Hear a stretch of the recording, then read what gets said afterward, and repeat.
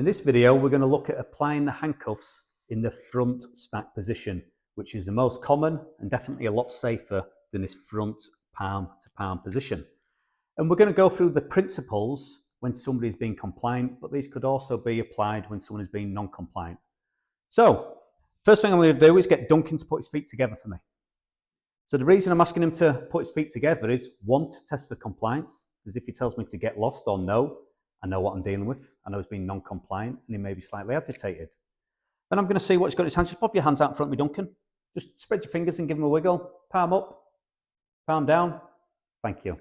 The reason I'm doing that is people hide a lot of things in the hand. I've seen people do very thorough searches, but they forget to look in the hands, and I want to make sure he's got no razor blades, handcuff keys, so it's a safe thing to do.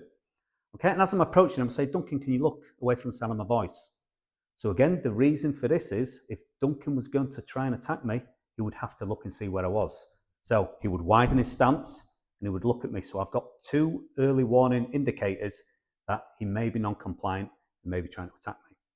So when I'm approaching, I'm getting control of the arm. We're doing a firm grip. We're being assertive.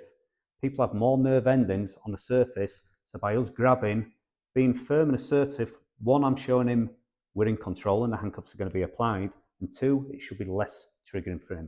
So once I've got control of the wrist, we're going to go to the application point, which we've already discussed, the little finger side of God's notch. I'm going to touch, push, and tighten them up. Right, I want to stay in this green zone and avoid walking into the red zone. So I'm going to get him to do the work. Just pass me your hand underneath. I'm going to grab hold of the fingers, take control of the arm, turn the corner, touch, push. I'm going to check those. Okay? So we're checking for tightness before we double lock them. If I have to say, are those handcuffs all right, Duncan? He'd probably say no. So I can see if I can get the tip of my finger in, which I can. I can squeeze his finger and check for a capillary refill. Right, Duncan, I've checked the handcuffs and they're okay. Thank you. So I'm going to double lock them so they don't get any tighter. So the reverse side of the handcuff key, push, push, and they are now secure and not going to get any tighter. So that's how we apply them.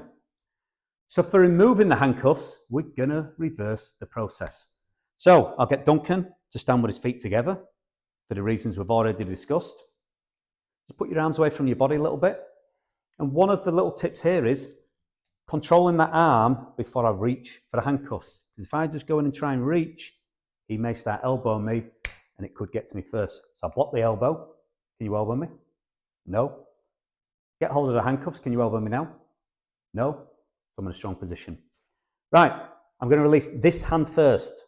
I'm avoiding lefts and rights they may not understand. So I'm just going to squeeze it. I'm going to release that hand first.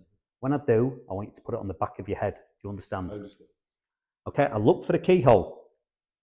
And once I'm in the keyhole, I can stop looking. I know where it is. I turn it one side to unlock them, then the other side, wiggle your hand free. I close the handcuffs. I move to my dominant hand, and then I move to this position, still within the green zone, where I've got a good view of his other hand. I'm momentarily going to look for the keyhole, and as soon as I'm in, my attention is back to Duncan. Right, I'm going to release this hand now. I gave it a little squeeze, and when I do, I want you to put it on the back of your head. Do you understand? Do it now. I close the handcuffs off, and then I can move away to a position of safety. So that is the front stacked handcuff position.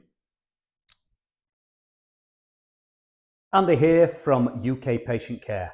We now have our online handcuff video library live and available for purchase. Perhaps you've been on a handcuff instructor program and you can't remember how to teach the techniques. There is a lot of information to retain. Perhaps you're the end user and you haven't held a set of handcuffs since you did your training. Well, this is a perfect resource for you.